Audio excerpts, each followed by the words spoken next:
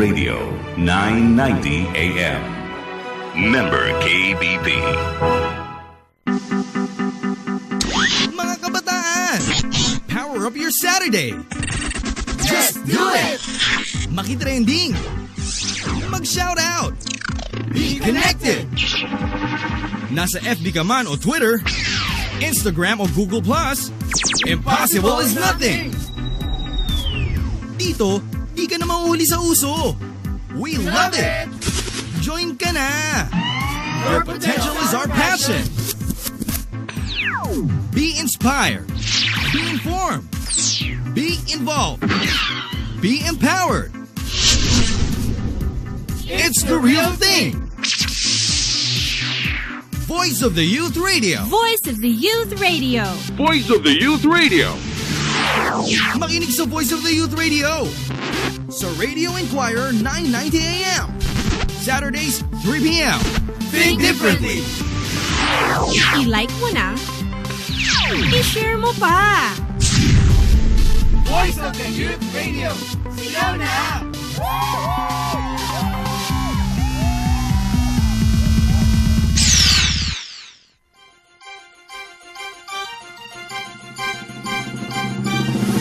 Voice of the Youth Network. Informing, inspiring, involving and empowering the Filipino youth worldwide.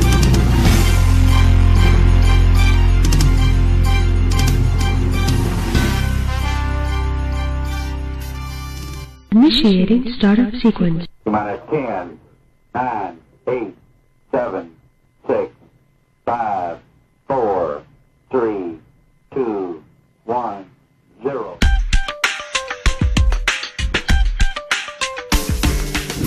Can you hear it? Can you feel it? Voice of the Youth Radio is back. Voice of the Youth. VOTI Network brings you once more Voice of the Youth Radio. Voice of the Youth Radio.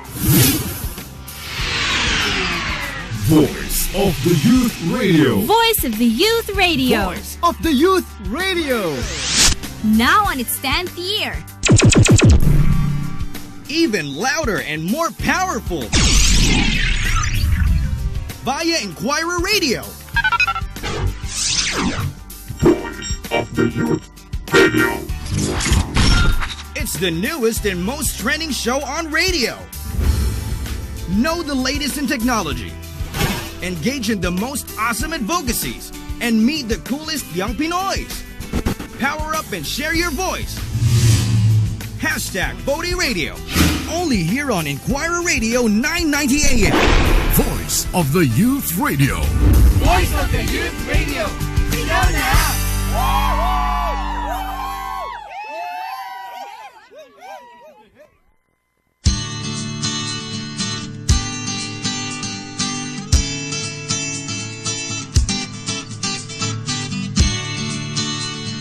The Filipino youth are now showing the world that they are determined to stand out.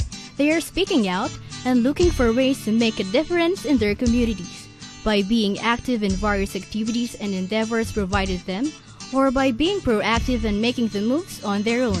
They are encouraged early on to go out and find their passion and to lead their dreams. We are the power. We are the voice of the youth. Welcome to Voice of the Youth Radio.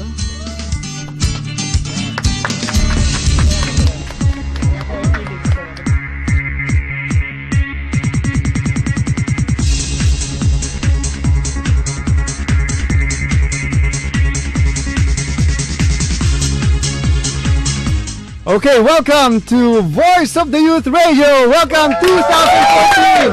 Happy New Year! Woohoo! Ayan, great day mga katinig. Isa na naman mapagpalang araw sa inyo ng Sabado. At ito po ay isang Sabado na punong-puno ng information, inspiration, involvement at empowerment ang ihahatid namin sa inyo ngayong araw ng Sabado. Siyempre, ito po ang inyong nag-iisang voice master ng Pilipinas. Walang iba kundi si Pucholo Gonzales. At syempre, hindi mabubuo ang ating mga barkadahan at katinig kung wala ang aking mga mga kasama dito mula sa Voice of the Youth at Student Voice Artist Society. Siyempre, bago yata yung ating intro voice over ngayon. Siya, pakilala naman ang aking cute na co-host ngayong araw na ito. I'm Jill Legson from Voice of the Youth Radio, Publishing Director. Alright. Okay, Voti, bati. New Year pa rin, 4 days ago. Simulan mo, Adrian. At ito na naman pumuli, inyong lingkod, si Adrian Santualia. Chill na kayo dyan guys at makinig kayo ngayon dahil cool na ating mga guests. So, stay back and Adrian again, thank you. Nax talaga naman. Dan, pasok!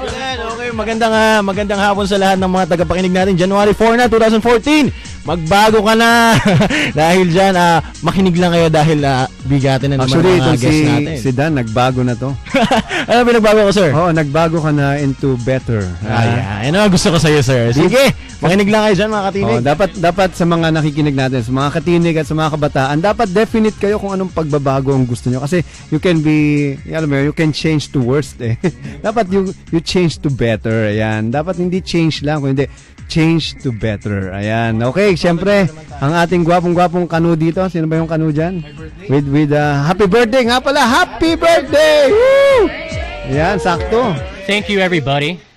Yes, this is Canon Lee, and echoing with what Dan said, you should think in terms of, I'm better than yesterday, but I'm not as good as I'll be tomorrow. So when it comes to those New Year's resolutions, just stay steadfast with them.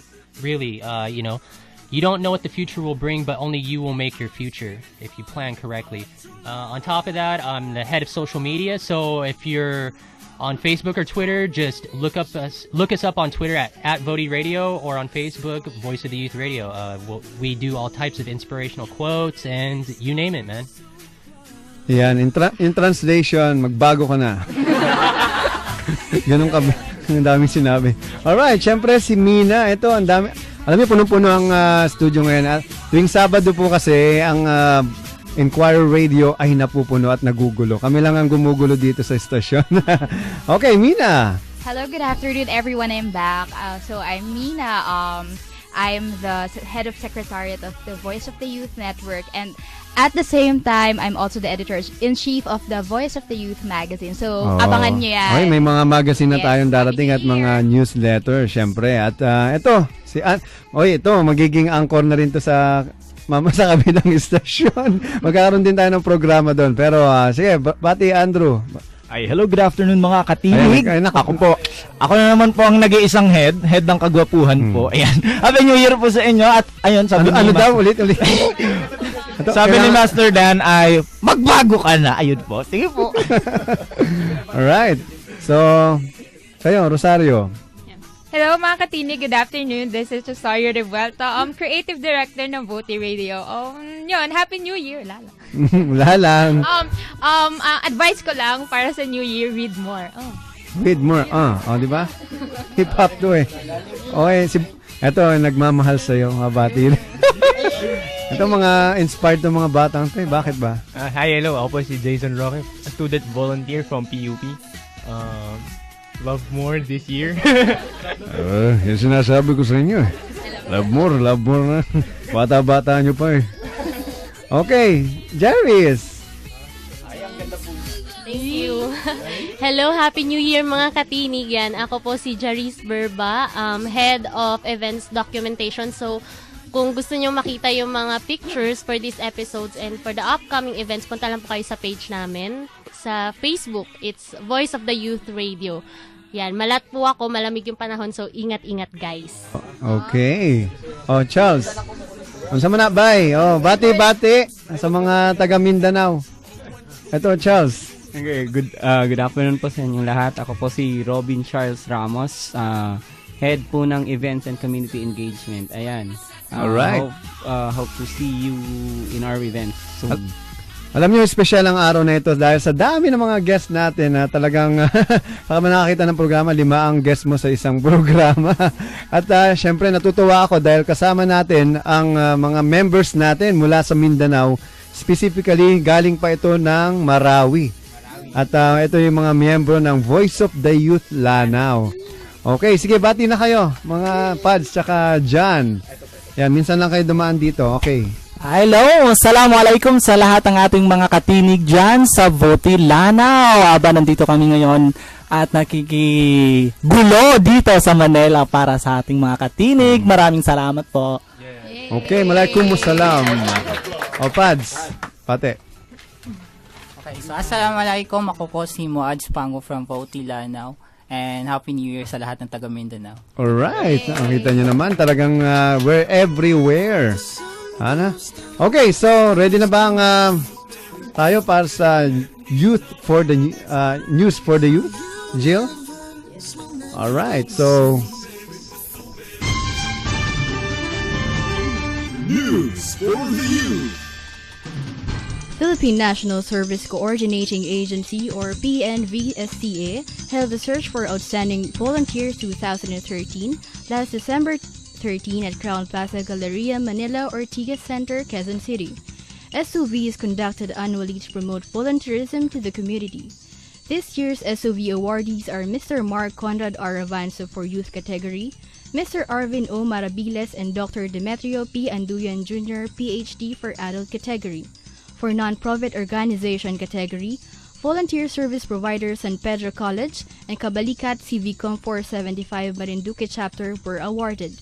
PLDT Employee Volunteers bagged the corporate category, and Ms. Margarita Henares Coscolvela was a Volunteer Lifetime Achievement Awardee. Meanwhile, German Development Service received a special citation.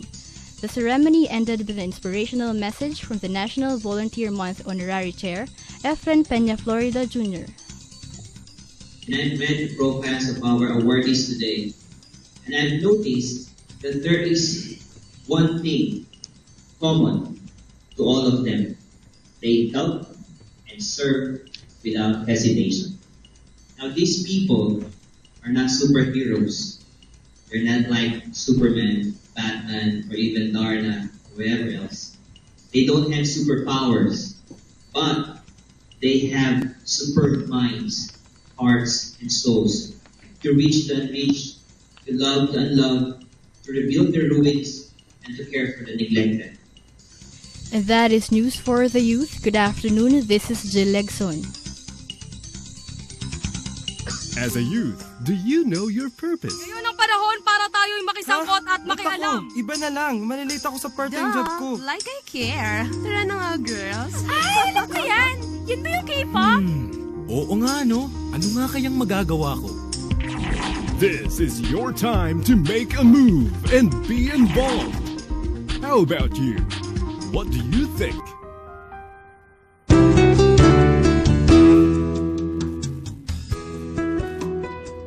Okay, welcome back to Voice of the Youth Radio. Ayan. So, nabasa ni Jill yung news natin dahil ba si Ate Garf ngayon. Pero, the news was about the awarding for the most outstanding volunteer sa ating bansa ngayon. And itong mga to yung hinahangaan natin dahil katulad natin sila ng mga volunteer na gumagawa ng walang iniintay na kapalit. Kaya sayang nga lang di ako nakapunta doon sa event, Kuya Choi, kasi nasa ibang event din ako noon. Pero balita ako, napakaganda ng event and talagang naparangalan yung mga kababayan natin na dapat talagang makatanggap ng mga ganitong mga award. Tama lang, no? Kailan kaya tayo makakatanggap ng award? Makakatanggap tayo niyan, Kuya Choi. Hintayin lang natin. Hindi. Sabi nga, wag na tayo mag-expect. Tayo na lang magbigay ng award. Tama, dahil gumawa na lang tayo. Ganun. Okay, so alam mo, napakarami talaga nating magiging guest at abangan nyo mga surprise guests. At siguro bigyan ko na lang kayo ng isang hint na isa sa mga magiging guest natin ay ang kaapu-apuhan ni parang ating national hero. Kilala ko mga tito nito, sir. Sino? Si Saturnina, Pasiano, Narcisa, Olimpia, Lucia, Maria, Jose, Concepcion, Josepa, Trinidad, Soledad. Yun ang mga tita nila. Ang dami. Ang dami, di ba? Oh. So may hint na ba kayo kung sino itong magiging... Siyempre, yung descendant, no? Ni Jose Rizal. Ni Dr. Jose Rizal. Wow, ayan. Big time. Alright, so ano pa yung mga susunod nating pag-uusapan? VoiceWorks. Ayan, may mga kagagraduate lang nito eh. Okay, so siguro maganda magpakilala na kayo isa-isa. Alright, mula dito. Hi, Hi, my name is Joy Lynn Rabo, Joy for short. Recent graduate ako ng latest VoiceWorks workshop. Alright. Yeah. Next. Hi, good afternoon mga katinig. This is Mara from VoiceWorks Batch 26. Pwedeng nga maging ano to. Sige, may career to sa voiceover at broadcasting. Okay, next. Hello mga katinig. This is Ethel Contreras of VoiceWorks 26. Yeah. Okay. Hi, I'm Neil Quirino from VoiceWorks 26. Alright. Okay. Fresh grad. Sa mga hindi nakakalam kung anong VoiceWorks, ito po yung workshop na ginawa ko for the past 8 years na karamihan po ng mga bagong dubbers, voiceover artists, mga radio drama or radio commercial ay sila po ang gumagawa ngayon, ano? Ito yung training on voice acting and dubbing na pinapangunahan ko. Kasama ko rin si Mr. Brian Digsay, si Alex Agkawili, Neil Tolentino at syempre ang ama ng makabagong dubbing industry. Walang iba kundi si Danilo Mandia o Danny Mandia or Ama for Si short. Ama. Alright. So, kamusta naman ang naging experience niyo sa workshop? Masaya. Definitely. Lapit ka sa mic. Kulang pa sa training. Dapat may yun, di ba, distance. Ayan. Okay lang yan. Pero Sige. masaya, super informative. Tapos yun nga, nalaman namin na bawal pa lang sa labat. Oh. Kapag Yes. sore throat. Bakit nga daw babawal yung sa labad? Ay, ewan ko. Tanong natin. Hindi pa namin, specify Pero ang alam, yung, ecology niya. Oo, pero ang tip nila is yung mag-gurgle ng salt. Yes. Yeah, gurgle. Saline solution. Joke lang. Mara. Yep, madaming discoveries sa VoiceWorks eh. Once you start, isipin mo parang hindi mo kaya eh. Pero towards the middle of the sessions, you will discover yung mga abilities mo pala to speak in front of an audience, to show what you really can. So it's really a good way, a good outlet to let out your talents and develop your skills. Yan. So, malaki ng pinagbago ng boses mo after nun. I'm not Napansin sure. mo? Ay, balik ang bayad nito. Hindi pala sigurado kung okay, si Ethel. Ayun. Maraming natutunan sa VoiceWorks, especially kung paano mo alagaan yung voice mo. At sinishare ko rin siya talaga sa mga aking mga kasama ring kabataan sa amin at saka mga bata. At ang gustong-gusto ko sa VoiceWorks kasi sina Sir Choi, yung lahat ng teachers namin, very willing sila mag-share ng knowledge para sa aming lahat. Tsaka talagang nag-i-inspire sila sa mga kabataan. Itong ating pinakagwapo. Mga natutunan namin sa VoiceWorks, yung paano alagaan ng boses, saka kasi minsan nagagaya mo na yung ibang naririnig mo, hindi mo alam kung paano. Sa VoiceWorks tinuturo nila. Okay, so sige. Anong last message nyo? Na-invite nyo yung mga nakikinig. Actually, ngayon, nagsisimula ang VoiceWorks 27 ngayong araw na ito. No? At talagang yung mga bagong miyembro at mga bagong estudyante ay tuwan-tuwa sa kanilang first day pa lang. Alright, so, ayan. Last message sa mga gustong sumali or gustong maranasan yung mga naranasan nyo. Yes, message na lang namin to all those who are aspiring to be voice talents. Don't hesitate. Definitely, just go for it. Lagi naman open ang house ng VoiceWorks to welcome you and to train you and to let out your abilities. So just join and definitely you'll enjoy and learn a lot, syempre, from the mentors na rin. Eto. May dadagdag. May dadagdag pa kayo? Sabi mo na lahat. The VoiceWorks is a fun way of learning talaga. Maraming matututunan. Sulit na sulit. Ayan. Okay, yun lang. So thank you very much sa pagbisita nyo dito sa stasyon. At sige, magkikita-kita rin tayo kasi one day magkakaroon tayo ng mga radio drama na gagawin, ha? Alright, thank you. Congratulations. Okay, God bless you all. Ayan, yan silang mga graduates ng VoiceWorks. Palakpakan natin yan. So, binabati ko si Jexy bagong dating. Oo, talaga? Andiyan sa labas, Jexy, pasok na. Oo nga, Jexing, sexy. Anyway, okay, abangan na natin yung mga next guest natin. Informing, inspiring, involving, and empowering the Filipino youth worldwide.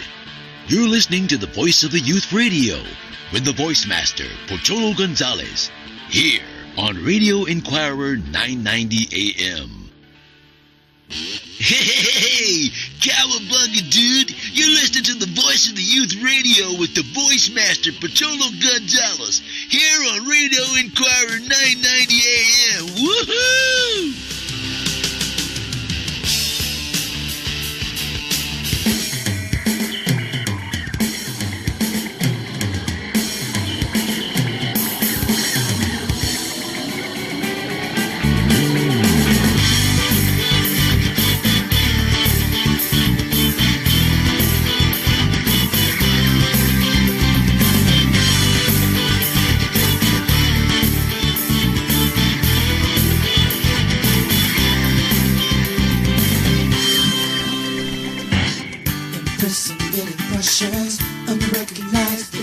Okay, welcome back to Voice of the Youth Radio. Yan, ang tumutugtog po ay Youth Power. Yan, kinumpose natin to noong 2005, no? Kasama natin sila Brennan Sparansate. Yan yung tsaka yung mga music likha. Yan. Ginamit to sa Youth Power 2005 na tayo yung nag-organize sa World Trade Center. Alright. Okay, Miss Jill, sino bang mga magaganda nating mga guests ngayon? Okay.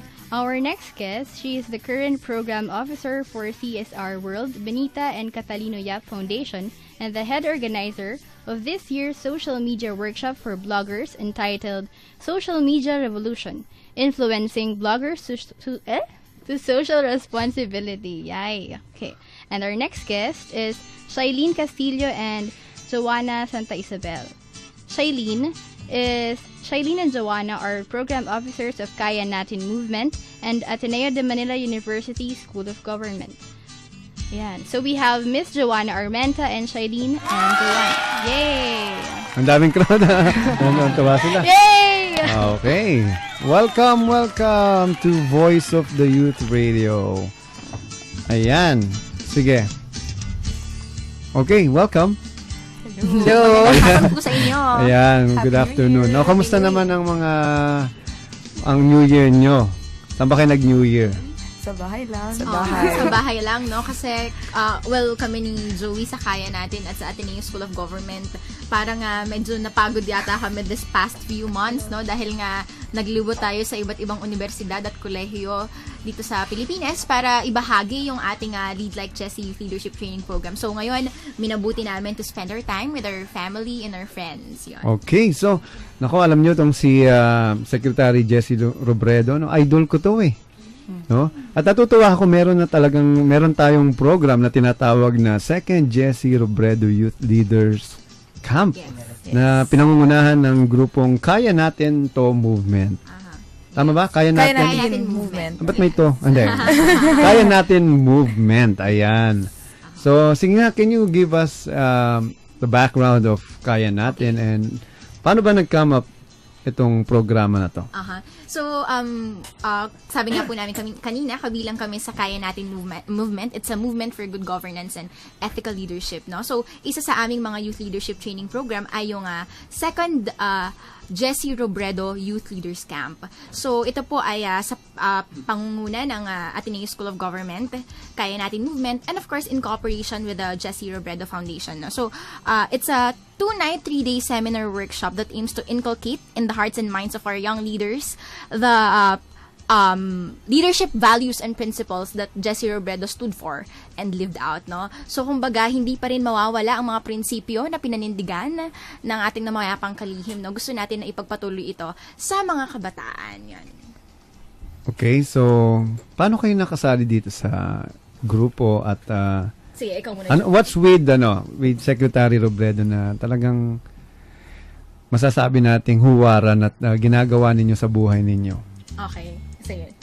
Para sa akin kasi, si Secretary Jessie Robredo ang epitome of good governance. So, nakita natin kung paano niya, sa pamumuno niya, sinubukan niya ginawa niyang maging transparent, maging accountable, at involve niya talaga yung mga tao sa pamumuno niya. So, para sa akin, nung nakita ko, kasi actually nag-apply ako bilang program officer ng Ateneo School of Government. So, at bilang proyekto namin, kasama din yung Kaya Natin. So, doon ako na-assign sa mga Jessie Robredo projects at nakita ko na kung paano si Secretary Jessie Robredo, yung mga values na pinapakita niya, at saka yung mga proyekto niya para sa youth, yun talaga yung kung paano tayo magiging isang mabuting Pilipino, paano tayong kabataan, paano natin masusundan, kung paano si Secretary Jessie Robredo.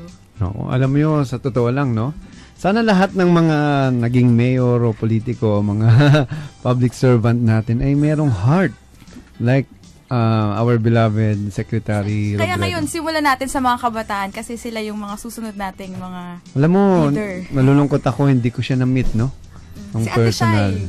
Maswerte siya at nakilala niya pa si Secretary Jessie Robredo. Pero talagang maganda itong ginagawa ng grupong Kaya Natin Movement kasi pinaparating pa rin nila ang mga prinsipyo at mga adhikain ng ating dating secretary na talagang, kumbaga, dapat huwag tayo mawalan ng pag-asa pa rin na magbabago ang ating bansa to better, no? Yes. And I think sa marami na rin namang sumusunod sa yapak niya. At nagiging huwarang mga leader na rin, lalong-lalo na yung mga kabataang mga leader natin, lalo na yung mga batang mayor o gobernador. At talagang ako naniniwala, darating ang panahon, magiging maganda at maayos na rin ang ating gobyerno dahil sa mga prinsipyong binigay at inihatid sa atin ni Secretary Jessie Robredo. So, I would like to invite yung mga kabataan na nakikinig ngayon na sumali dito sa ating youth camp or youth leaders camp. Ayan po. Sa lahat po ng mga interesadong sumali sa Second Jessie Robredo Youth Leaders Camp, isubmit nyo lang po yung updated resume nyo at letter of intent addressed to Mr. Harvey Ke, Director for Youth Leadership and Social Entrepreneurship of Ateneo School of Government sa jmrfyouth@gmail.com. Ulitin po lang namin, jmrfyouth@gmail.com. Yes, no? So, kung yung una, sobrang nag-enjoy talaga yung ating mga kabataan, we promise to give you, sabi nga ni Joey, a better and bigger youth leaders camp, no? Gagawin po ito on February 7 to 9 sa Camp Explore in Antipolo. So, if you have any inquiries, pwede nyo lang po kami nasandan ang inyong email sa jmrfyouth@gmail.com, no? Ngayon po, we are trying to gather siguro around 50 college students. So, application is open to all our college students. Sabi nga, I'll always remember yung sinabi ni Secretary Robredo. Sabi niya, whenever you feel alone in this fight for good governance, you have to work harder to multiply yourself. At kahit na nakakapagod minsan, ang pakikipaglaban, gagawin pa rin natin. At nandito ang Voice of the Youth Radio para suportahan kayo bilang inyong youth media partner. Thank you so much. At saka po, wag po palang mag-alala yung mga gustong sumali. Libre po yung program na ito. Ayan. So, yan. Libre. Ang sagot lang po ng participants, transportation expenses po nila, accommodation and lodging, lahat po, sagot na po So, sa lahat ng mga taga Mindanao at Visayas, mag-ipon na kayo ng pamasahe. Ipon din po. Okay, alam mo yun, sa totoo lang. Yung mga napamaskuhan nila. Ito nga yung masasabi kong weakness, no, pagdating sa bansa natin kasi we are an island nation. So, nadidivide tayo ng tubig. So, yung mga taga Mindanao, instead na mag-bus, diretso na, kailangan pa nila mag-aeroplano at magbarko. Pero, siguro naman, may mga scholarship din naman silang makukuha. Kung wari, talagang karapat-dapat ng kabataan na to na nasa Mindanao o Visayas na sumali dito sa ating programa. Sabihin lang po nila sa email nila kung kailangan Ayan, po. okay. At saka, sir, meron din tayong lead like Jessie, no? Sa Mindanao natin plano na gawin Saka sa Visayas din po. They have to stay tuned for that. Alright. Baka yung pupunta kung hindi man nila kayang pumunta sa Okay, alright. Sali na kayo sa Second Jessie Robredo Youth Leaders Camp. Thank And we're here to help you guys. At talagang kami naniniwala, kapag maganda ang gawain, kami ay susuporta. Salamat po. Salamat. Thank you very much. Thank you. Okay, God bless you. And sige, dyan muna kayo. At ang ating next guest para mag-promote din ang kanilang Yes, youth na program. nabanggit ko na kanina ay si Ate Joanna Armenta. She's the current program officer for CSR World Benita and Catalino Yap Foundation and the head organizer of this year's social media workshop for bloggers entitled Social Media Revolution, Influencing Bloggers to Social Responsibility. Yay! Welcome, Miss Joanna! Good afternoon, mga katinig! Maraming salamat sa pag-imbita dito. First time ko. Thank you so much. Oh, first time? Dito! It's an honor. Never pa. Ngayon lang po. Oo, kasama ka na namin. Dami natin Salamat. pinagsamahan, ngayon ka lang pala nag-visit Oo, dito sa... ngayon lang, Pero, finally. We're happy to have you here. Thank you, Kita thank mo you so nagagandaan much. at nagagwapuhan yung mga tao dito. Kaya sa mga nakikinig, kung gusto nyo makakita ng mga gwapo at magaganda, nandito lang po kami. Talaga lang, ha? Wow. Ano daw? Oh. Okay, so Jojo, ano bang merong bago sa ating mga bagong program ng BCYF ngayon? Yes, speaking of kabataan and changing the world or changing the nation for better, we have this event called Social Media Workshop for Bloggers, specifically for bloggers. Kasi we know naman na the bloggers are now very influential when it comes to social media, endorsing and promoting stuff and things, no?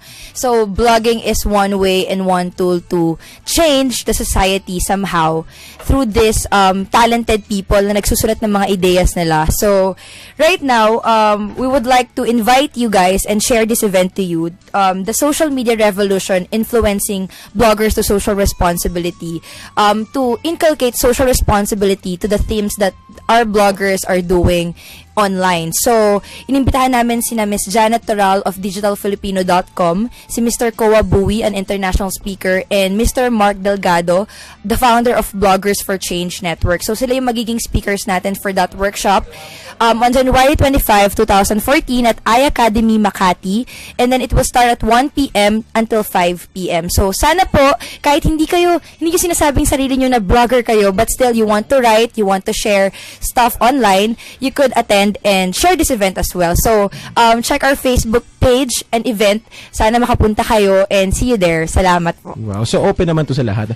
Open sa lahat talaga, Open yes. sa lahat ng blogger na feeling blogger gusto mag-vlog. Yes, Okay, true. ayan. So, Tama. marami tayong matututunan dito, lalo na when it comes to vlogging. Kasi big time yung mga guest natin, Ate Jojo. Oo naman. And talagang matagal na silang vloggers. Talagang sila yung mga tinitingala sa mga when it comes to vlogging. And then sila rin yung mga ini-invite na mga vloggers for them to be trained as well. So, inimbitahan namin sila para magkaroon ng intimate session with these vloggers na a-attend ng social media workshop. Oh, katinig.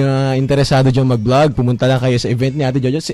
Ulitin natin para Ayun, sige. On January 25, we have the social media workshop for bloggers entitled Social Media Revolution, Influencing Bloggers to Social Responsibility at iAcademy. It will start at 1 p.m. until 5 p.m. And then pinapakilala ko rin pala, one of the Jose Rizal University awardees, ang aking intern, si Maris Del Rio, from De La Salle pa.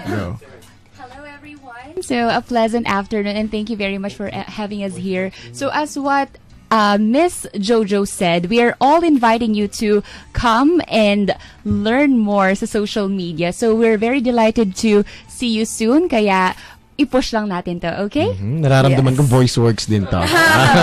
Tama ba? Okay, wow. So, Ate Jojo, once again, last invite para talagang, para sa mga katinig natin na interesado dito sa mga websites. Yes. First of all, I would like to invite you guys to like our page, yung Bonita and Catalina Foundation. Follow us on Twitter at BCY Foundation. And then, we also have this event page for this social media workshop for bloggers. Yung title niya is Social Media Revolution, Influencing Bloggers to Social Responsibility. So, sana po, makita-kita tayo doon on January 25 at iAcademy Makati. Inaasahan namin kayo dyan, mga katinig. Pupunta tayo dyan, di ba? Partner natin dyan ng VOTY. Go voting. I-post siya mga Yes, matututo na naman tayo niyan. Okay. So, si Ate Audrey, Hi, Ate Audrey, bago natin. Ito, isang vlogger natin. Hi, good afternoon, everyone. Fresh na fresh. This is Audrey Tangonan, Executive Director of Voice of the Youth Network. Okay. Ayan. Yay! Okay, so once again, pasalamatan natin ngayon ang mga naging guests natin at sa kanilang mga event na gagawin, supportado natin yan ang VOTY. Okay. So once again, Miss Jojo, Miss wala ako kanina. Miss Shailene Castillo and Miss Joanna Santa Isabel. Palakpakan natin, ma. Yay! Sa Voice of the Youth Radio. Salamat! Tsaka hindi ito ang huli nating pagsasama. Ayan. Marami pa tayong pagsasamahan. O, sana minsan kunin niyo akong speaker, ha? Yeah, sure. Sir, bilang nag-promote si Jojo kanina, pwede ko rin bang i-promote yung ating social media sa Kaya Natin Movement? Oh, sure. You can promote Yun, please, anything you want. paki-add lang po tayo. Paki-like yung ating page, no? That's www.facebook.com/Kaya Natin. Paki-follow din po kami sa Twitter. That's twitter.com/Kaya Natin. Maraming salamat po. Kaya nyo yan. Kaya nyo Yes. i-like ang kanilang page. Okay, thank you very much. Mabuhay kayo. Hi, this is Boy Abunda, and you are listening to the Voice of the Youth Radio. Ikaw na.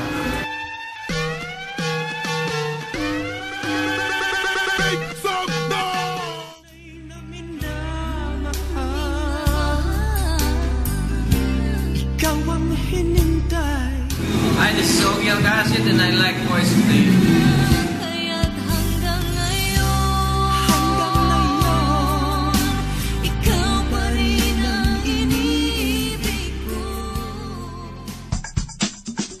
This is Anthony Pangilinan for Voice of the Youth Radio. Inspire, inform, involve, and empower.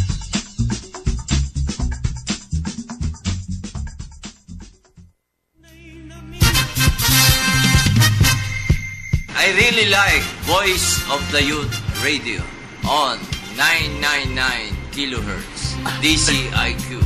Alien? Brad Pitt, ang susunod po magtatanong ay si... Hey, cowabunga, dude! You're listening to the Voice of the Youth Radio with the VOICEMASTER Patolo Gonzalez here on Radio Inquirer 990 AM. Woohoo!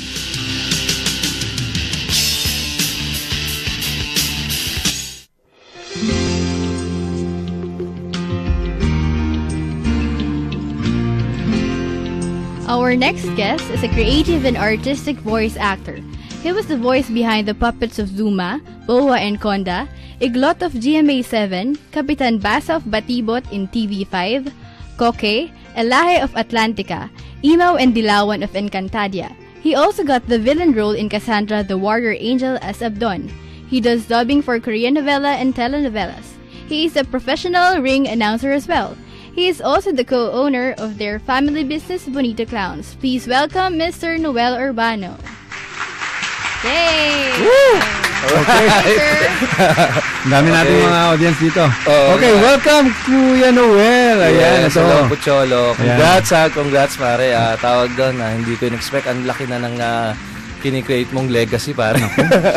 Alam mo, matagal na kitang gustong imbitahan dito sa programa dahil alam nyo, mga katinig sa mga nakikinig, ito isa sa mga iniidolo ko to nung ako'y nagsisimula. Wow. Talagang masasabi kong isa sa mga mentor ko tong taong ito at talagang nakatulong din kung saan tayo naroroon ngayon, no, sa mundo ng voice acting at talagang sila yung mga naging huwaran ko nung ako bata pa. Kaya Kuya Noel ang tawag ko dito. Tsaka gwapong-gwapo po ito. Pag nakita nyo to, mukhang artistahin. Ay, grabe.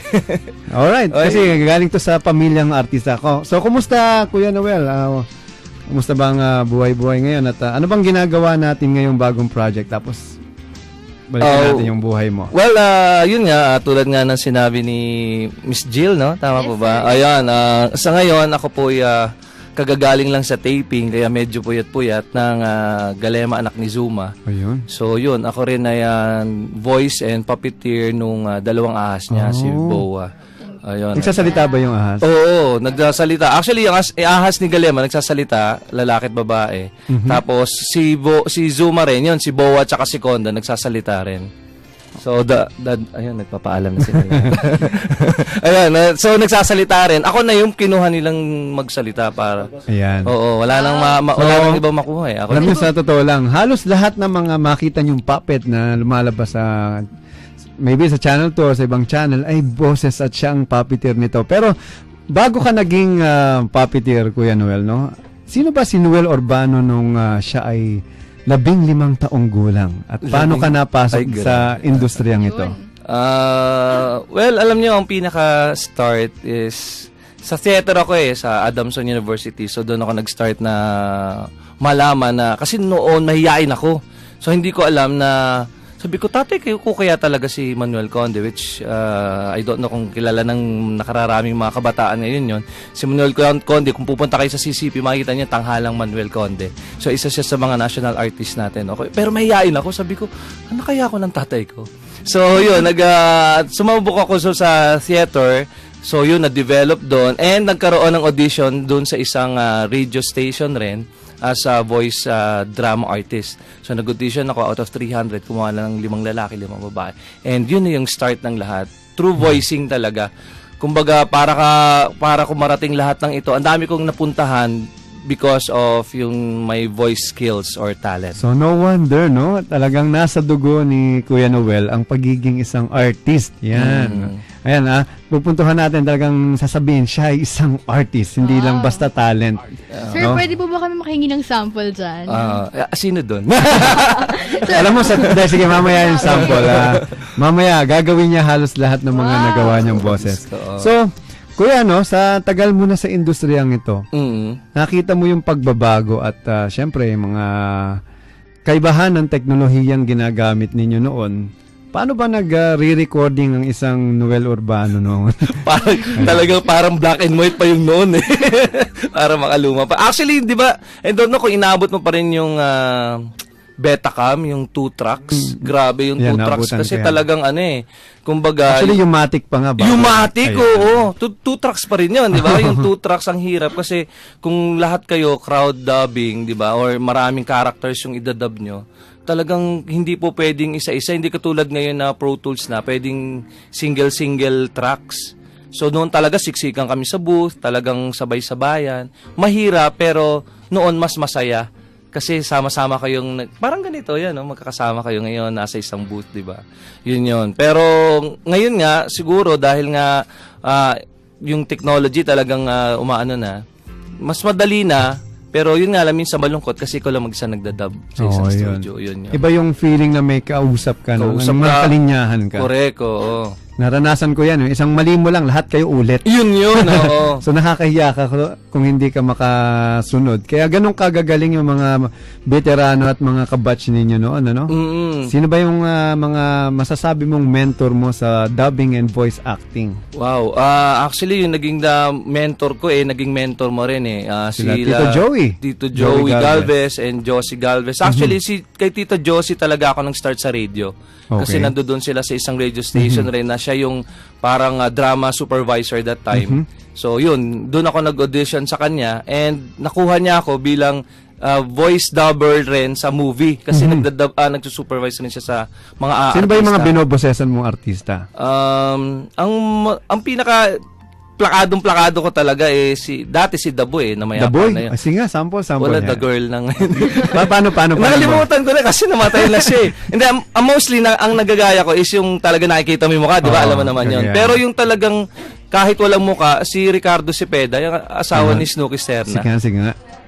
Ayan. Dinap ko siya sa dalubhasa Ito. Pakinggan natin mga kaibigan. Noel Urbano. Magandang hapon po sa inyo lahat. Ako po si Ricardo Cepeda. Ang asawa ko po si Cookie. Ang galing, nakakatawa. Palakpakan naman dyan. Actually, para siya si Pero hi Bert.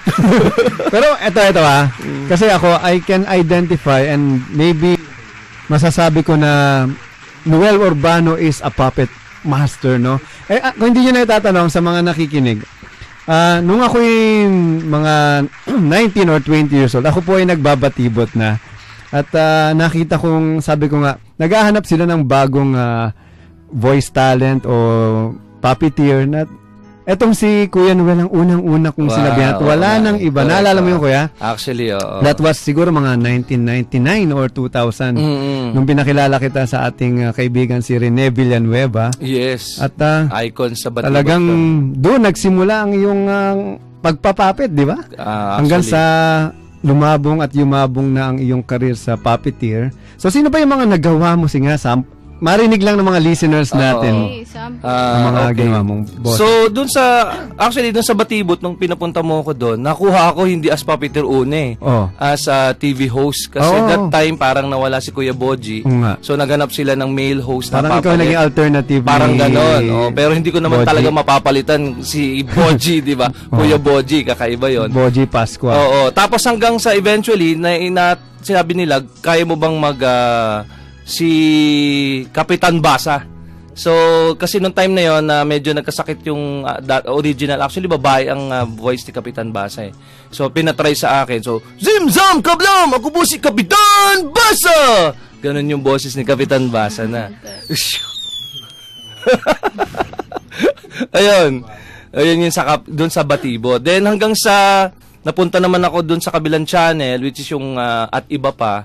Doon na yon, ang dami mga characters akong nagawa doon. Talagang ganda rin ng naging career mo pagdating dito sa mga youth at mga children's show. Correct, oo. At sana ito ay malaman ng mga nakikinig at sa lahat ng mga siguro ako na magsisimula na gusto kong makilala si Noel Urbano na isa talagang alamat na ng children's show pagdating sa puppeteer. Ganon. Ano pa ba yung mga nagawa nating bosses? Sample na natin. Ang pinaka naging kilala at actually yun yung first yata na electronic or animatronic puppet si Imaw ng Encantadia. Imaw? Pakalain nyo siya pala yun. Sige nga, sample. Okay, sample natin. Avisala mga sangre, ako si Imaw ng Encantadia. Ayan. Okay. And ang galing talaga. Hanggang sa yun, from Imaw ng Encantadia, naisipan nila na i-revive yung Kokey na, di ba sa movie siya, ginawang TV series ni Direk Wen. So ako rin yung nakuha. Okay, pakinggan nga natin. Animatronic yan. Okay, sample ulit. Krik! Hello po, Kokey po ito. Hanap kong mamay kakay. Favorite ko po, hotdog. Kain hotdog, Kokey. Okay. Sige nga, kuya. Ito request lang. Sabihin nga, ako, Kokey. Kayo ay nakikinig sa Voice of the Youth Radio. Tsaka si Imaw. Okay. Krik! Kokey po ito. Ako po, hindi pala. Kayo po ang nakikinig sa The Voice of Youth Radio dito sa DZIQ 990 AM. Krik! Vesala, lagi kayong makikinig mga katinig dito sa DZIQ Voice of the Youth. Vesala. Okay, wala na akong masabi. Idol talaga to, idol. Ano pa po yung Kuya Noel, no? Sa mga nakikinig. Para malaman naman kasi alam mo, ang problema natin mga voice artists, hindi tayo nakikita, no? Actually, So, the more na nagiging parang, alam mo yun, yung tayo nagiging sila, parang gustong-gusto kanila makita ng personal. Curious yung mga tao. Sino kaya to? No? So, siguro, alam mo, pag lumabas ka pa sa TV, maraming matuto. Oo nga eh. So, ano pa ba yung isang karakter mo na kilalang kilala? Ito na, yung pinaka-latest is yung kay Galema, anak ni Zuma. Ako po yung ahas nga niya. Dalawa, si Bowa tsaka si Konda. Sige nga. So, nagkukulitan sila. Si Bowa, eto. Panginoon, kailangan kumain na tayo ng puso ng berhen. Nanghihina tayo. Oo nga, Panginoon. Hirap na ako. Nanghihina ka na rin. Loser! Parang alam mo kuya, kahit maghapon tayo magkwentuhan dito hindi matatapos. Talagang nakakatuwa pagdating sa voice acting kasi ang kagandahan, you can be someone even you are the same person. Correct. At ang kagandahan din sa voice acting, hindi ka kasi nakikita. So you can, unlike kapag visual, hindi ako maniniwalang si Kokey siya pag nakita ko ang napakagwapo nitong tao ito. Hindi naman kamukha ni Kokey, di ba? Pero pag nagsalita, si Kokey. Actually, kaya pag pinasasample ko sila, sabi ko, pikit nga kayo kasi hindi nyo may imagine na laki-laki kong tao. Ganun. Anyway, kuya, we only have 8 minutes to go before 4 o'clock. Ano ba may papayo mo sa mga aspiring, sa mga taong nakikita nila yung sarili nila sa katauhan ni Noel Urbano, no? Ako naniniwala, napakaraming tao dyan, lalo na sa Pilipinas, ang nangangarap din na maging voice artist, puppeteer na tulad mo. Correct. Ano bang pwede nating share dyan? Una, kasi talaga yung pinagdaanan ko as a voice artist, napakadami talagang pwedeng puntahan. No, because being a voice artist, bukod sa pagiging dubber, ayun, biruin mo pa rin, nakapasok rin ako as ring announcer. Di ba? Kasi kailangan malaking boses siya. Paano ba yun? Ladies, okay. In the blue corner, wearing red stripes with blue, ano nga ba yun? Blue trunks. Blue trunks, weighing 155 pounds. Di ba? Ganon. Dinadab ko lang yun dati sa movie. So, nung nangailangan sila doon sa Games and Amusement Board ng ring announcer, sabi nga, sige, try ko nga. Di nakapasok ako doon. Yan ang kagandahan nun. Dami mong pwedeng puntahan. Daming pwedeng puntahan. Nag-clown ako, ikaw nga rin, ang dami mo na rin pinapuntaan di ba? Ayan yan, it's more on ang career natin ngayon. Actually, yung calling natin is motivational and inspirational speaker. Yes, alam mo, napakaganda nga yan. Siguro, sabi mo nga, para ma-inspire rin natin yung mga kabataan natin. Way back 17, 18 years old, ganun rin yung naging start sa akin. No, basta kung may mga opportunities, may mga audition, at alam nyo naman kaya nyo, o kahit hindi nyo kaya, kayanin nyo puntahan nyo pa rin, grab the opportunity.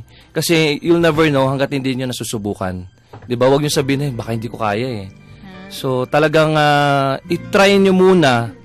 Then, pagka once na tinry nyo, katulad ako kasi pag once na may pinasok akong isang bagay, you put your heart on it. Yes, talagang 150%. More than pa sa 100. Correct. And lagi ang mentality ko, ang mindset ko, be the best or one of the best. Hindi yung pumasok ko dito para lang masabing voice talent ako. Para lang kumita. Kumita ako. Kasi pag may passion Saka you should put your heart on it. Yes. And you treat it as an art form. Correct. Tama. And this is one kind of art na masasabi kong unique sa'yo at specifically, ikaw lang ang kayang gumawa niyan. Ayan nga. Although, I believe that there's someone out there na mga bata na humahanga sa mga tulad mo na matutulungan mo rin na maging isang di man mapantayan ng nagawa mo, maging tulad mo rin balang araw. Actually, ito nga yung pinag-uusapan namin kanina. Nagtatanong sila, meron ba daw mga youth na puppeteers? Tapos napaisip nga ako, sabi ko nga, parang iilan lang. Actually, halos matatanda na yung mga puppeteer. Tama. Maybe this is now time, na magturo ka, Kuya Noel. Correct. Tulad ng ginagawa ko sa mga kabataan din na gusto maging voice artist. Kami Sir Danny, Neil Tolentino, at Alex Agkawin. Ang galing niya nga saludo ko sa inyo, pare ko So, actually, nagbuo po kami sa Facebook kasi last year ago, nagtingin ako kung mayroong puppeteers club o association dito sa Philippines. Sa Facebook, wala pa. So, nagbuo ako. Meron na kaming nabuo, na-register rin namin sa SEC, yung Philippine Puppeteers Club International Philippines, PCIP. Congratulations. So, kami doon ng mga seminars for puppetry, ventriloquist. So, yung mga gusto dyan, tingnan nyo, i-search nyo sa Facebook, Puppeteers Club International Philippines. O mag-like lang kayo doon. Doon pinopost namin yung mga seminars and kung gusto nyo matuto mag-puppeteer, meron tayo doon. Yan. So, sige. Sa lahat ng mga gustong matuto, soon, magkakaroon kayo ng mga workshop on puppeteer, Doon sa, sige. Actually, kasama din natin si Juan Lu, ventriloquist. Yan nga Ay, estudyante rin natin ngayon. Actually, kanina umaga nandun siya. Dapat nga, sabay kayo ngayon dahil marami nagre-request kay Juan Lu. Napakahusay din na ventriloquist niyan. Correct.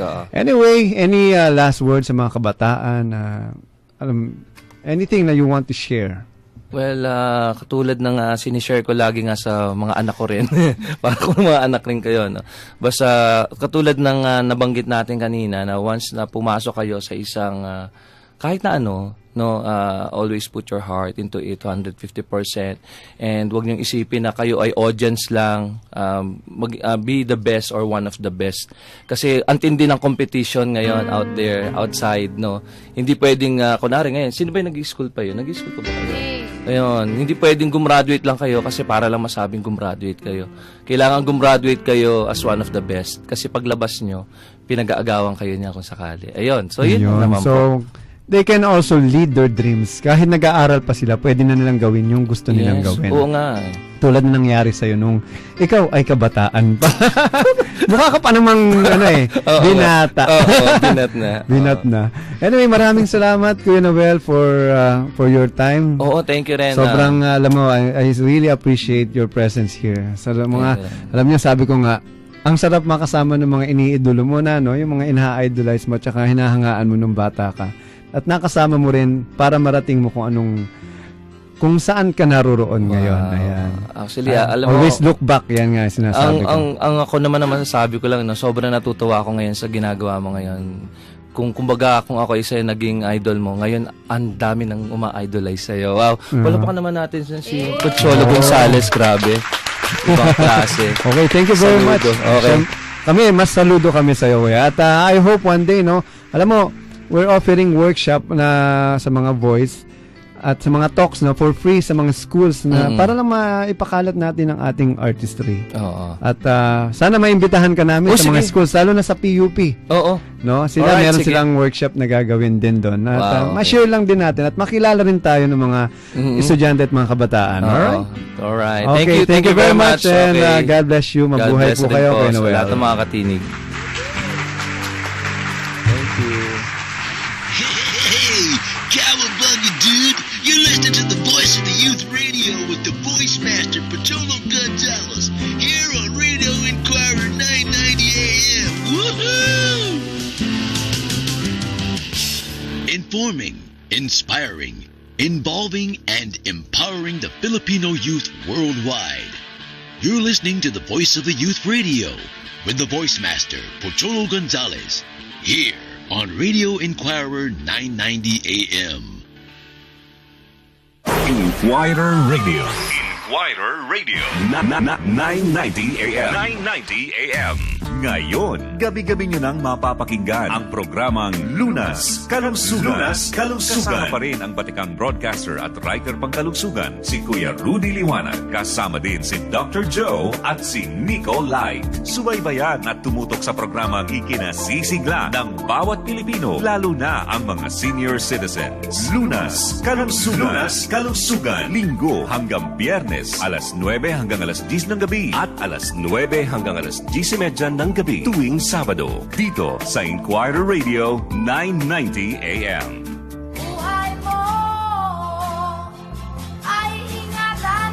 Ang Lunas Kalusugan ay may free check-up tuwing Sabado at Linggo mula alas 8 ng umaga hanggang alauna ng hapon sa 4th floor Guadalupe Commercial Complex, EDSA Makati, tapat ng MRT Station. Tumawag sa telephone number 514-4597 o mag-text sa 0927-838-3828. Pagkat yan lang ang yaman mo.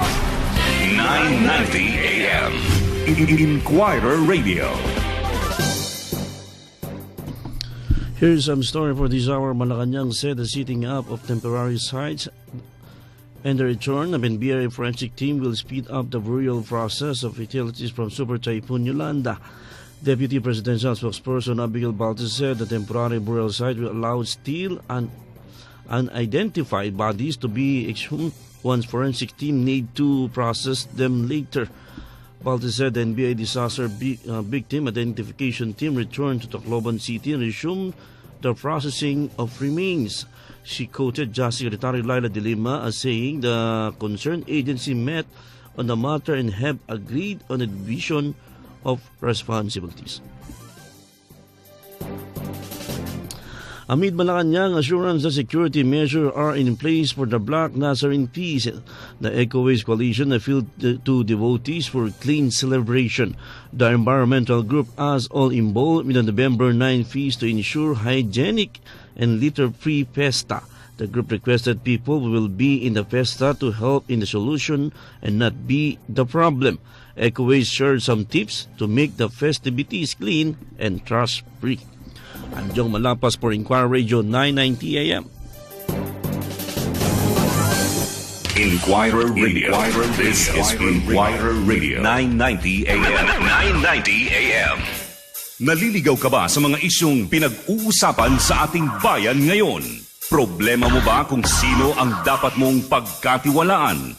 Dito sa Inquirer Radio 990 AM. Pakinggan ang tinig ng mga eksperto. Pagbabalita at talakayang may paghatol ng mga nakikinig. Diretsahang sagot mula sa mga taong may talino at angking galing sa pagsuri ng mga argumento at impormasyon.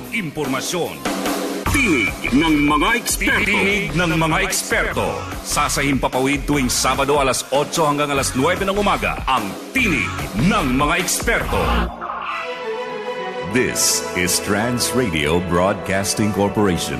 Inquirer Radio 990 AM.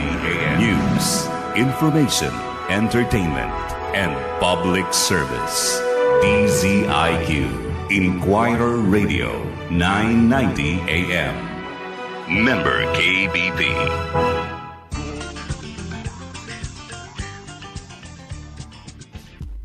What's up, y'all? My name is Apple the App, and listen to the Voice of the Youth Radio. Pakinggan niyo.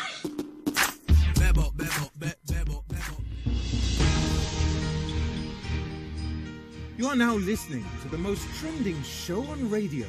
Where can you listen to the hottest and hippest news in town? Be inspired, involved, informed, and empowered. This is Voice of the Youth Radio. So what are you waiting for? Let the voice of the youth be heard. Tune in at DZIQ Radio Inquirer 990 AM every Saturday 3 to 4:30 PM or visit us at www.voty.org. Tara! Masaya dito!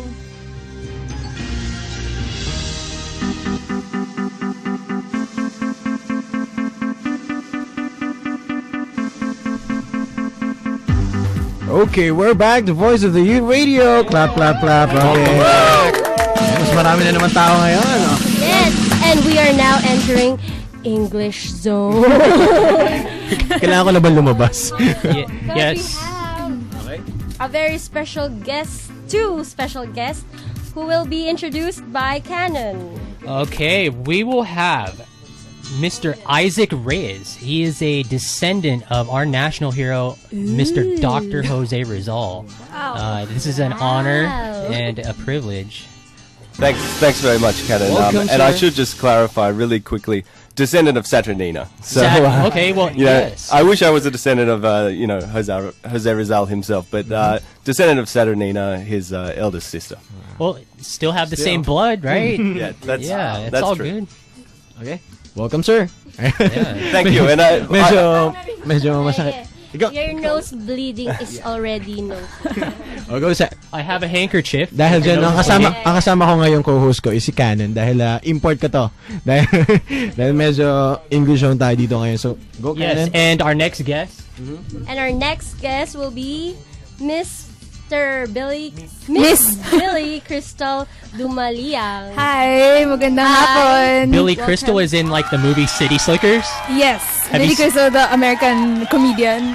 Okay, yeah, that's one of my favorite actors. Oh, that's great. It's a unique name. Yeah, I was supposed to be named after Rizal because I was born on Rizal Day, but they picked Billy Crystal belated over Billy Crystal, Rizalina. that's a really unique name. Thanks.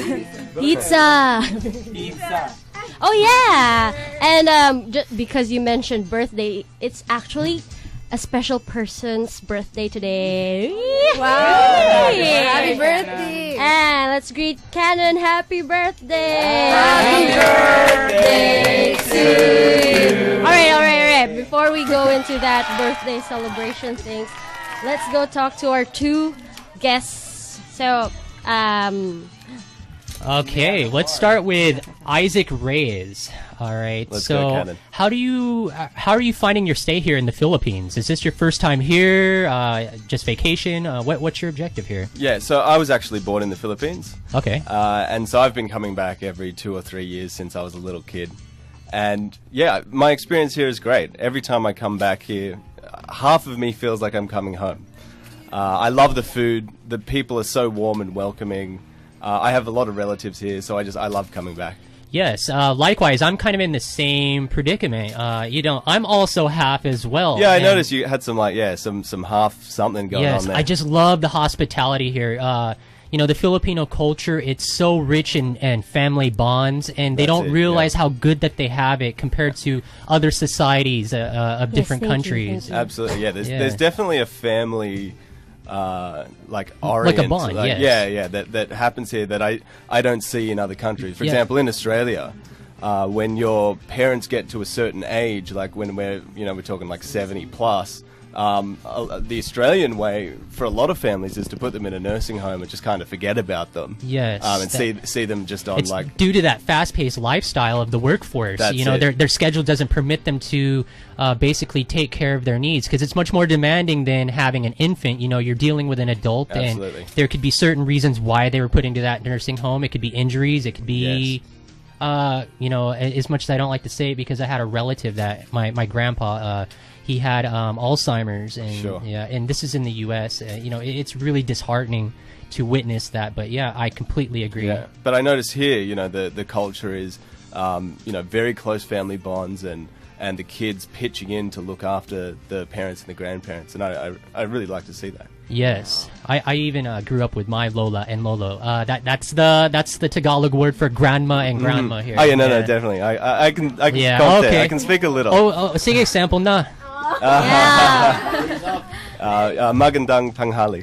Oh, good afternoon, everybody. Yeah, that's it. Well, but we're just really curious because you're a descendant of Saturnina. That's well, right. of course, she's a Filipina, but Yes. you are a mix of what races actually? Yeah, sure. So my mum is an Australian, and my dad is Filipino.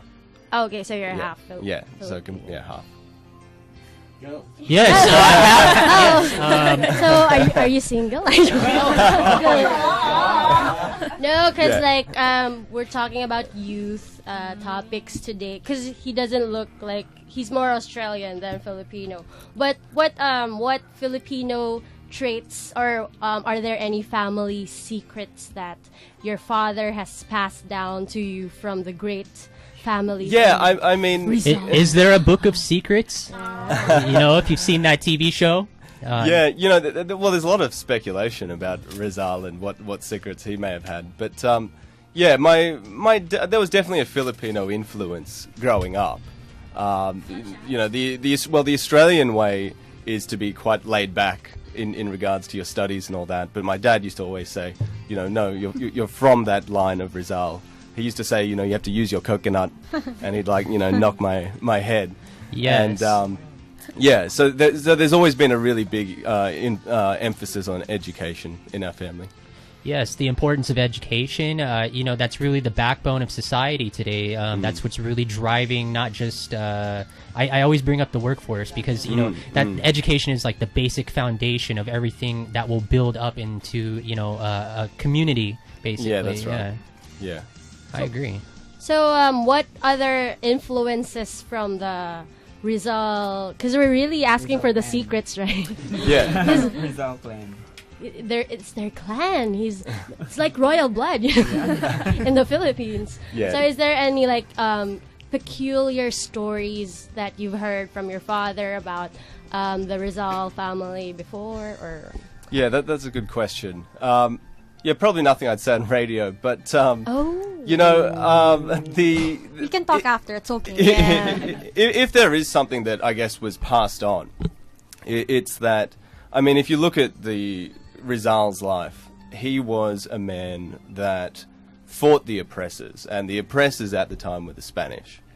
And if you fast forward to today, and you look at the Filipino people, and you ask yourself, who are the oppressors now?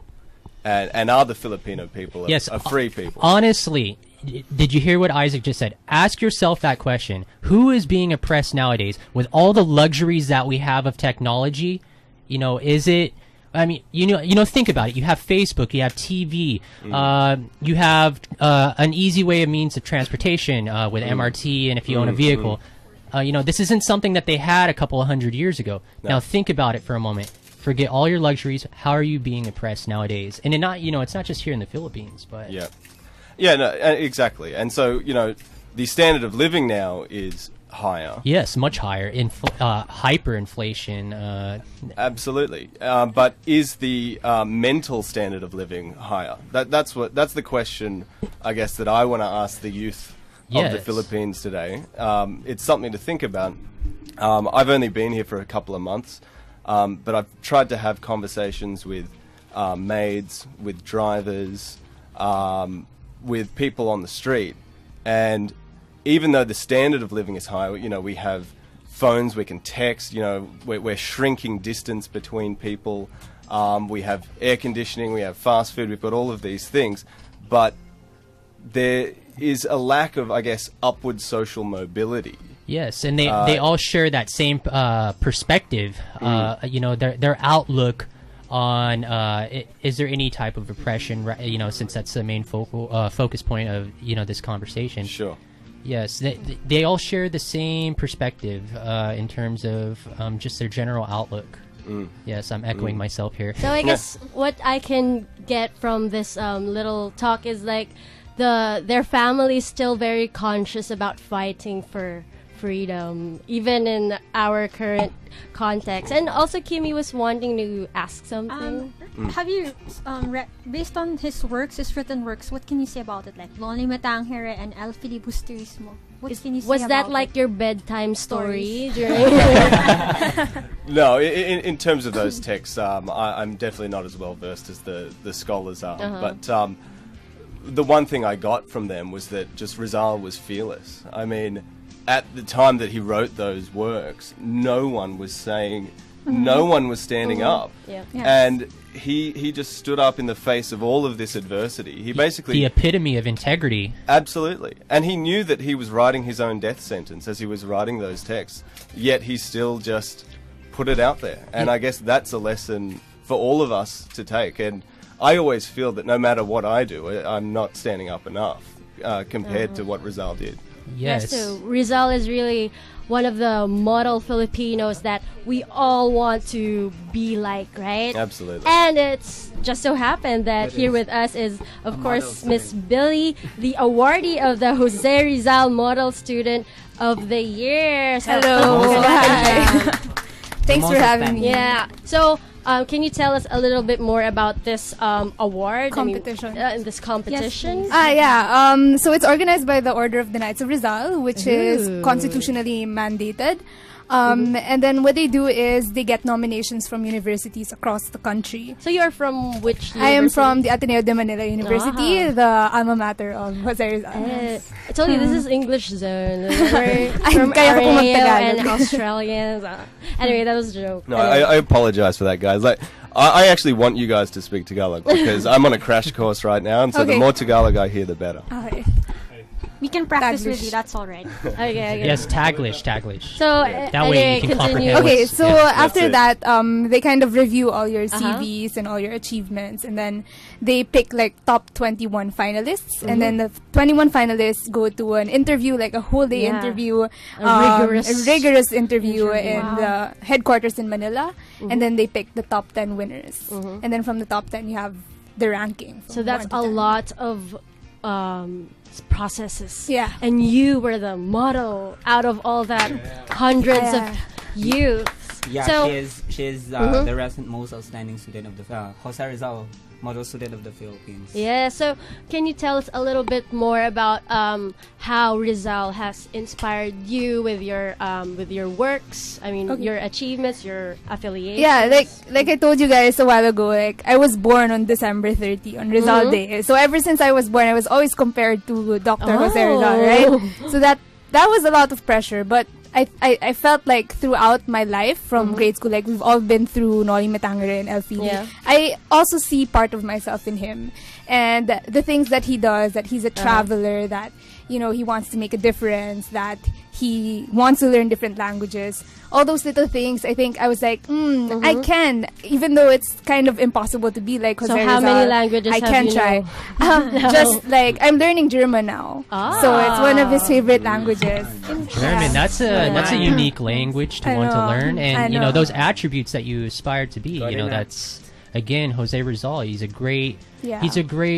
role model. I know. Even though he's not with us now, he's painted Right. in this society as a hero. Yes. Yeah. Yes. So tell me a little bit more about yourself. So what are why do you think you were chosen as the awardee for this competition? I guess so ever since high school, like grade school I was the nerdy type, so I want to get like straight A's. High school, I felt like that wasn't enough, so I went into student council. So 4 years of student council. In college, I continued being in the student government, student leader. but just last year I decided to change paths. I felt like I could do something more relevant and more important, and that's why I started my social enterprise, Coconelas. Oh, So yeah, we're a big fan of social enterprise. That's good. That's good. Just guys. give us free samples. Yeah, like us on Facebook, by the way, on Coconelas. Okay. So what we do is we produce ethically responsible and fashionable footwear for the young generation. So it's actually made of the largest agri-waste in the Philippines, which is coconut coir, the fiber. Cocoa coir. Yeah, the fiber you find from the husk, which is the Yeah. reason why they don't break when they fall, even though they're super heavy, right? So because of the usage of that, we lessen waste, but at the same time, we provide a different kind of comfort to your feet. So they're really comfy and they're really trendy. So yeah, we've been doing market tests throughout the year, and it's been really a great experience working with different people and organizations. So what made you start up with this business? Actually, it started as a marketing plan with my friends for school. And then there was this competition with GK where you have a capital for your prize. Yes. So we actually won more than 150K in capital. And Congrats. I mean, if you have the resources, Congratulations! right, why not do it now, even before we graduated? So yeah, that's how we started. So you think you've applied your leadership skills, because you said before that you started with school leadership, and then you applied it to your business. Oh, that's really great. So anyway, a question for both of you, because you're both Alright, descendants tag team time. descendants of Rizal. I'm the So- pseudo descendant. So what is one thing? What is the most? What is the best attribute of Rizal that you think you also have? What is it that you think you inherited in terms of his best attributes? Yeah. Billy seems ready to go. I think it's I would say two things. One is Okay. curiosity, just being so curious about the world, wanting to see everything of it, and seeing the potential and doing what we can to make a change and to make a mark in the world. That's one thing.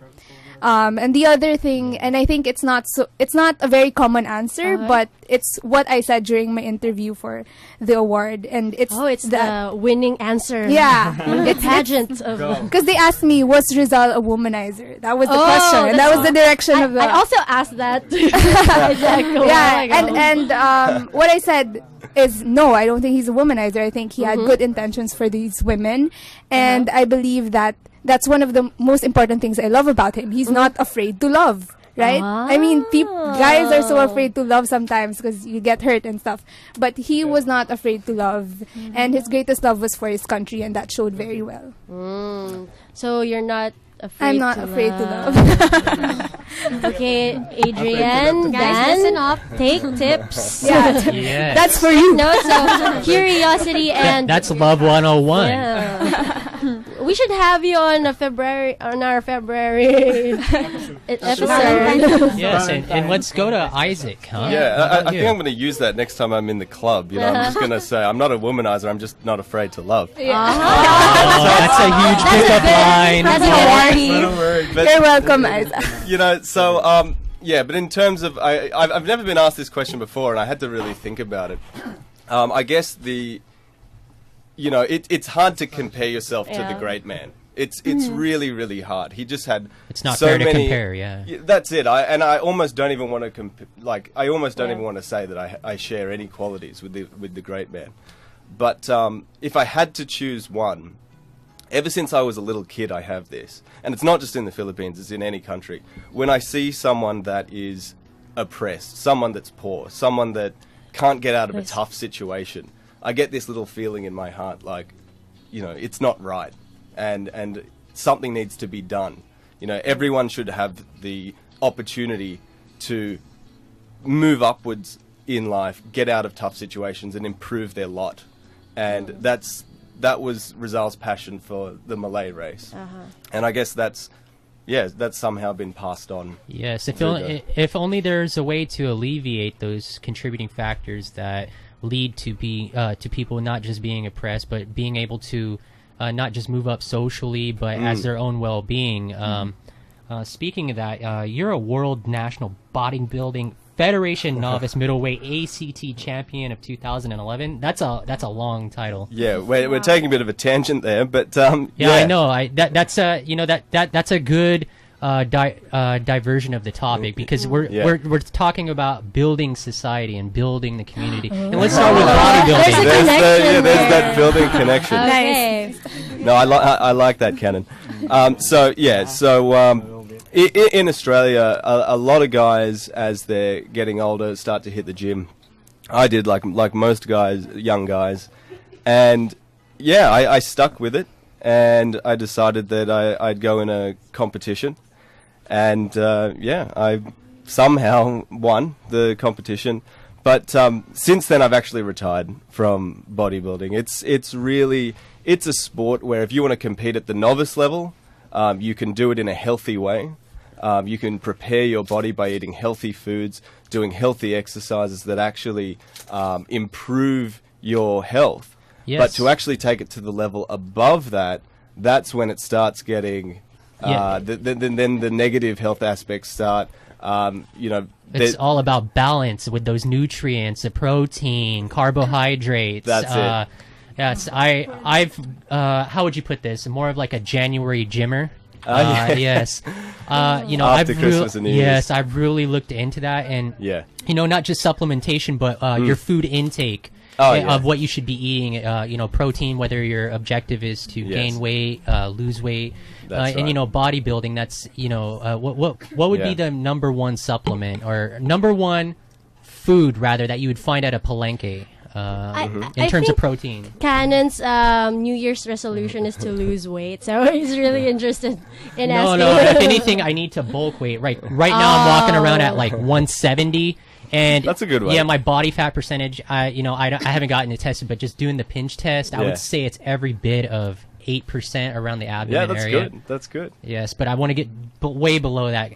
Anyways, enough about me. About you. So, Billy, do you also do bodybuilding or any extracurricular activities? I don't do bodybuilding. I'm for them. Do you do any sports? Just like not Isaac? anything serious, like not competitive. But I did in high school. I do table tennis. Oh, wow. And I do a lot of mountain climbing with my family. Oh, mountain climbing. Yeah. Beat that, Canon. Mountain climbing. So you're Voice of the Youth Radio. We always ask for samples. So sample. Can you do a character voice? Any of you? No, that's not my talent. No. But one of our presenters over here can. I do them every week, but it's my turn to give you guys a chance. Okay. No, unfortunately, no. That's not my forte. Okay, so maybe you can. Same here. Go to VoiceWorks for training. Yeah. So anyway, any last messages for the youth?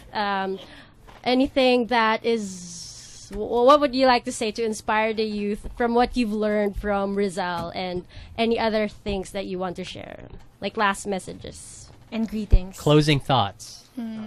Okay, I think for me, because I'm in entrepreneurship, right? So I just want to tell the young generation to really go into it. I mean, there's so much unemployment out there, but I think if we are able to develop our own skills and just take the risk, right? Take the risk to create your own business and create your own opportunities, you can do anything. And I think today is the perfect time to do that, since we have a rising economy and we have more resources for the youth to do that. So I just want to say that, it's time to start now. A business. And I mean, more than ever, we know that Rizal's message continues today, and we should respond to it, even though it's been 117 years. Yes, that's a positive outlook. There's much more on the backstory when it comes to That's true. But go ahead. Plus, you can also provide lots of jobs, because it's one of the biggest problems of the youth, right? Unemployment. So if you go to entrepreneurship, that's great. That's a great message. So how about Isaac? Good question.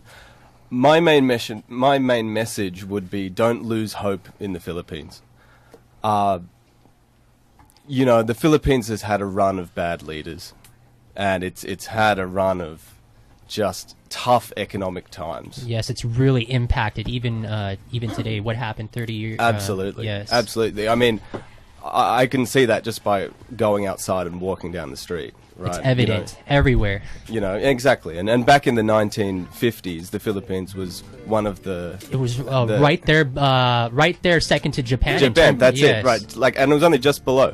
So I guess the main thing that I'd want to leave the youth of the Philippines with is don't lose hope in the Philippines. Economic growth was 7% to the quarter that's just been... I mean, this is stellar growth. The country is on the way up. We just need a run of good leaders, and the Philippines can one day, you know, regain its place as, you know, one of the foremost nations of culture and economic progress. Yes, I agree. And with all of the companies abroad that are coming here to outsource their products at, you know, the various call centers, you know, that's creating jobs. That's helping to boost the economy. Definitely. Yeah. Yes.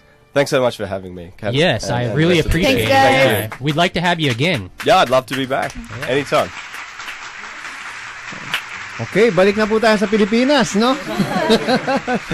Okay, thank you very much, Isaac and Billy. Talagang we're proud that the descendant of Rizal, my idol, is here. Alam niyo ba ngayon si Rizal, bata pa ako. May kwento yan si Rizal.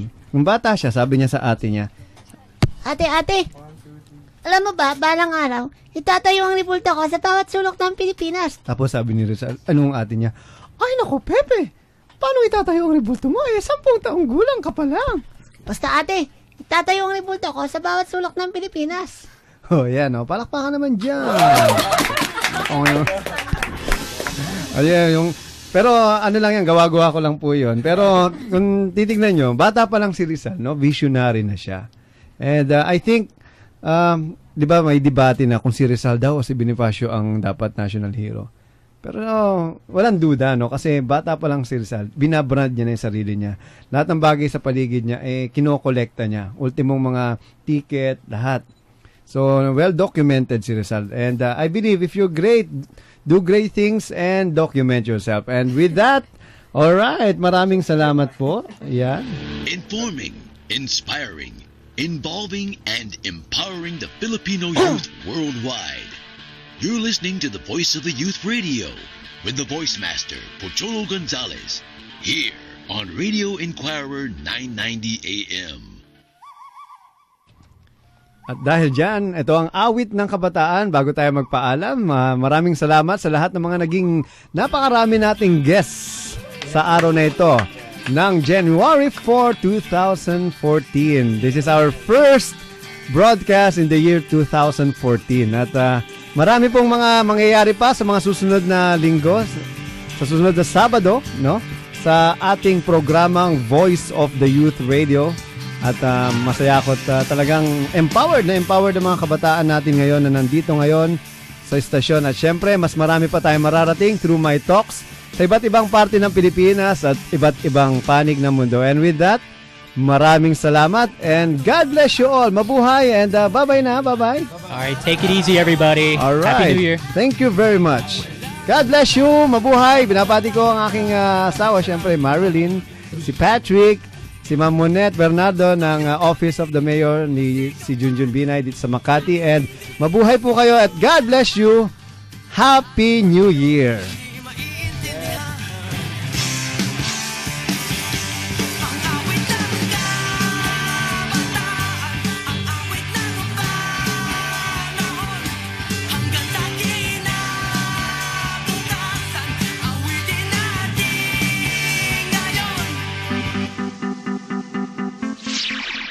Just listen to another inspiring, motivating, and empowering episode of Voice of the Youth Radio with the VOICEMASTER himself, Mr. Pocholo Gonzalez. Together with the Voice of the Youth Network and the Student Voice Artist Society. Like us on Facebook. That's facebook.com/VOTY Radio. That's VOTY Radio. Tune in again next Saturday, 3 p.m. at Radio Inquirer 990 AM. Visit www.voti.org.